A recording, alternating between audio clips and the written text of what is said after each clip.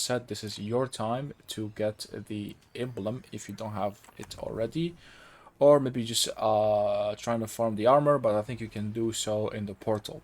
So this is mainly for a full solo flawless completion to get the Warlord's Ruin emblem. So to start off, I will have an Encourage sword first, an actual as intended functioning sword to move faster to the first encounter. So here we are at the entrance. I'll be doing commentary to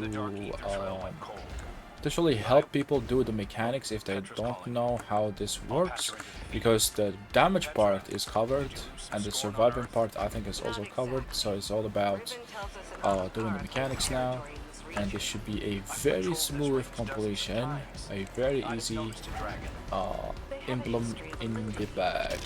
So here, just ignore these for now.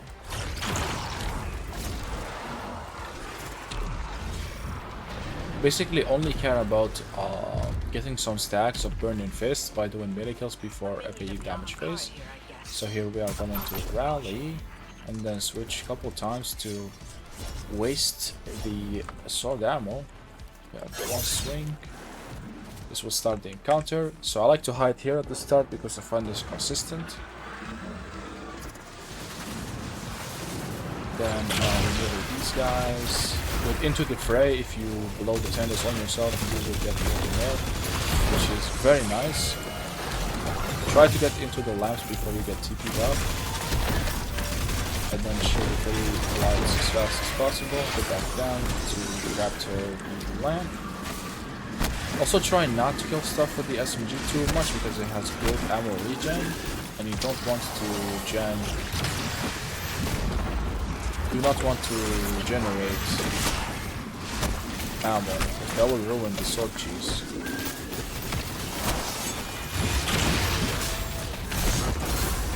Then we butchered him like that. Damn, I feel bad. Alright, so switching back to an Encourage sword for the next part. So here, take a look at this slab, this piece of rock, and you see the number here, number 1. So this is the number of clocks that has to be shot 3 times. So only one has to be shot 3 times to be turning clockwise, like that. And for the other clocks, just shoot them once. There is 6 clocks in total. So whatever number you see there,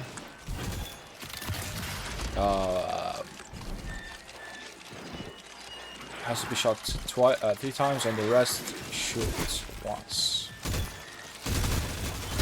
So you have 2 here, you have 1 here, 1 there, 1 there, and 1 above me, I think. So 6 in total. This should open the jail, take the loot as if we cared, and then we move on. So next part here is just traversal, but a lot of people here do not know how this maze work. For me, I've done this so many times to the point where navigating the maze is muscle memory to me, but I will try to make it make sense. So get these bitches, drop down, take a right, shoot these in the lamp, shoot these in the lamps too. I need the heavy actually, thank you. Then we going up. So this is the first trap. Jump over it. Then we go all the way to the under this, and then this one you slide under it. Then you take a right in the hole in the wall, and then just follow the path. So here take a left, and then a right. And then you see these 2 traps, so just hug the wall and they will not hit you. And then there is here 2 more traps, you just jump. Usually I just brain dead fucking sprint through this, but... And then here it's a natural right, so here it's right or left. So you take a left because you see here this is too far, and this is just here. And then you can either through this, then there's a hole. Then you take a left because there is no right, and you see this pile of bombs or whatever. You just go up, left, drop down, and there you go. We are out of the maze. Then we are going just to do a couple more jumping, to reach the second encounter at the ogre, where he will be taking 3 slices instead of 2 slices instead of 1. Boss will be 2-3 slices. So yeah, make it through with this, take a right. I mean, the path here just makes sense, even for people who have never done this before. When you see it, and it kind of makes sense. And we're trying to here solo follow. So if I had Lumina, I would kill this guy, pick his Remnant, fire Lumina over there, and then grapple to Lumina to take me to the ogre. But right now I'm not using Lumina, because I figured not everyone will be landing the Lumina shot, so I'm going to show the normal path, which is from here. And we go in the hole.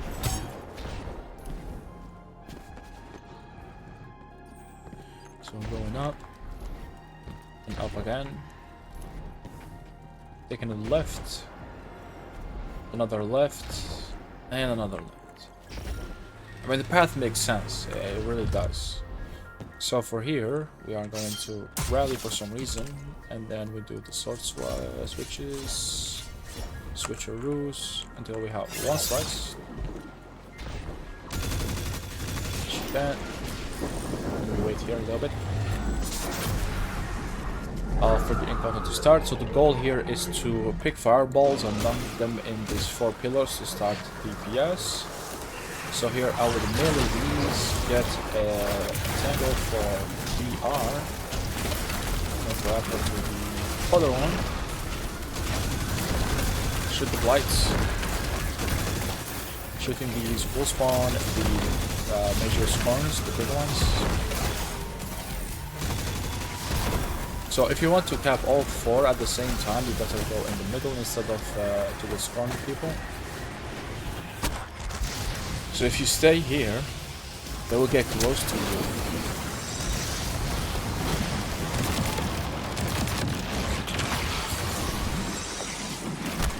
And pay attention to the gold stacks. We have 8, 9.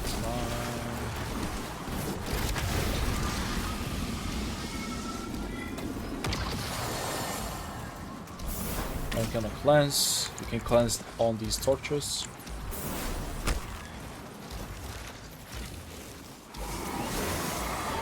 I'm picking the first fireball.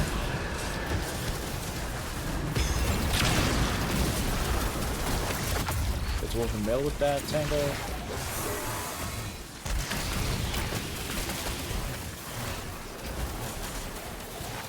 And we are going to dunk the second. And then we shoot the blights again. If I do this like fast enough, it should be a 15 minutes clear.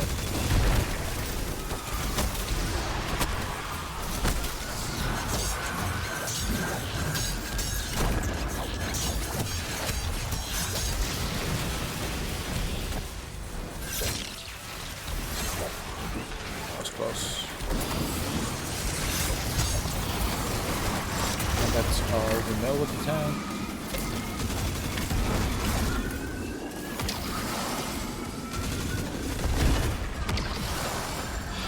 And cleanse here in the last possible second. We even get some slow stacks. Because if the timer runs out, if you get 10 stacks, you will freeze and die. I was slowed right there, that's how close I was to dying. Alright, so I just capped the last 2 lamps I needed. And then as soon as the timer runs out, I can get the balls to spawn and we dump them over here. So make sure to have both Banner of War and some Burning Fist stacks, just like this. And we try to get some more damage here. I don't think it's necessary, but for starting points. No, I picked ammo doing that shit. Holy shit, dude. How can we make this?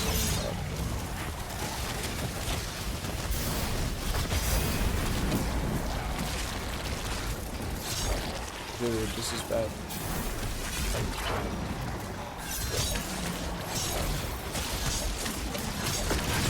Right, that was bad for no reason. I should have killed him over here. I shouldn't be worrying about so many stacks. It's like a 2-3 hits anyway. I should have killed him on the first build. My bad. Alright, so switching to the actual Eager Edge Sword to potentially speed the next part up. I also have to pay attention to my heavy regen bar at the final boss, so I always have 0 ammo when the DPS starts.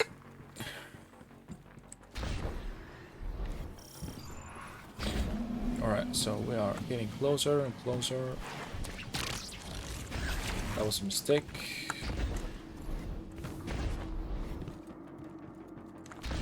And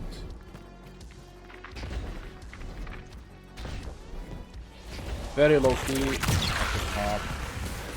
So good at that.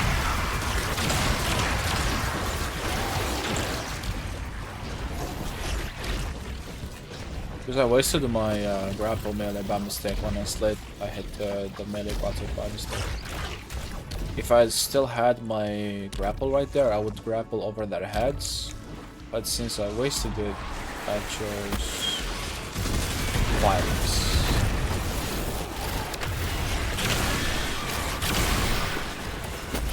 Are they all dead?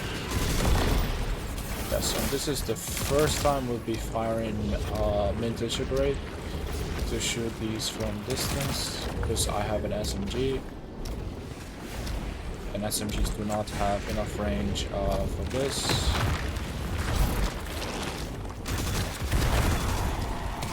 Shoot that, those guys, and the laser. That's it. So having a grapple here is nice because it gives you a second chance in case you somehow slip or get hit by the rocks. You actually have a second chance to grapple up and avoid using your flawless right there, aka dying. So from here I would just sprint past until you see the grapple point. With this, I'm gonna get hit by the backgrounds.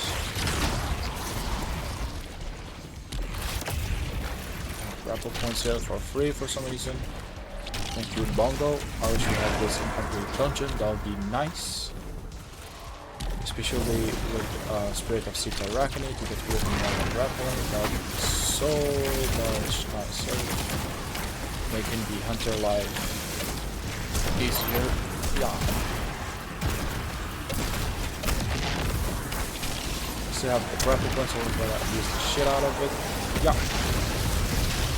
I wasted my actual grapple, that's a mistake.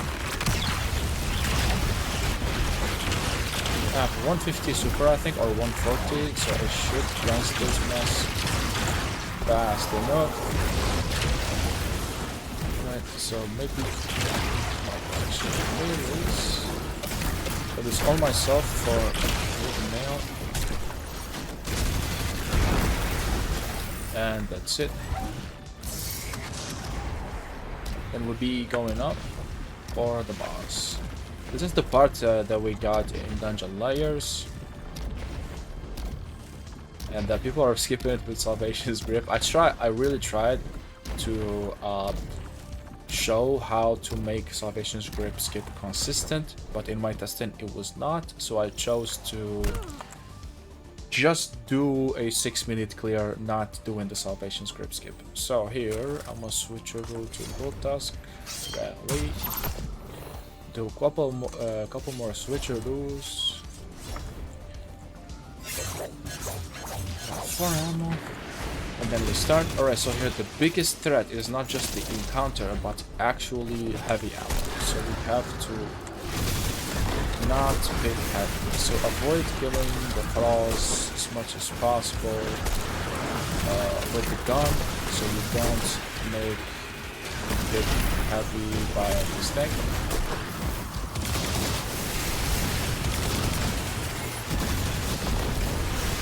We got a little more from this.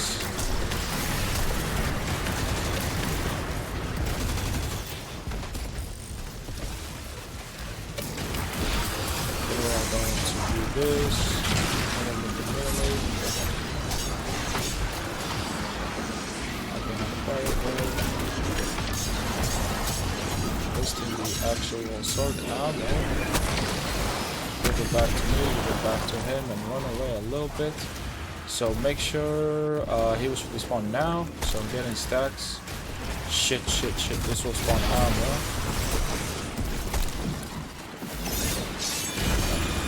Holy one shot. And then that's it. GG's. That was clean. That was super clean. Because I like my eyes and all my focus was on the ammo region of Happy.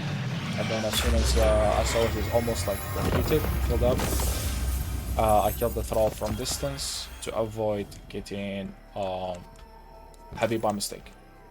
So yeah, I got 2 armor pieces, and this will give you chances at Buried Bloodline. So you have a chance of getting Buried Bloodline doing this, and I believe it is featured, yes. So doing this you have a chance of acquiring the exotic from this dungeon. So you could potentially farm clears, you could potentially farm the checkpoint, and you could potentially go for the emblem, abusing the sort of bug currently going on in Destiny. So let's check how much time was that. It was 15 minutes and 30 seconds. So this was very chill. I did not do any crazy skips. I did not try the Lumina grapple thing before the second and before the final boss, because you can Lumina grapple at 2 major spots to avoid the jumping puzzles. So I didn't do any crazy tech. This was easy. I was doing commentary, chill the whole time, and it's still 15 minutes.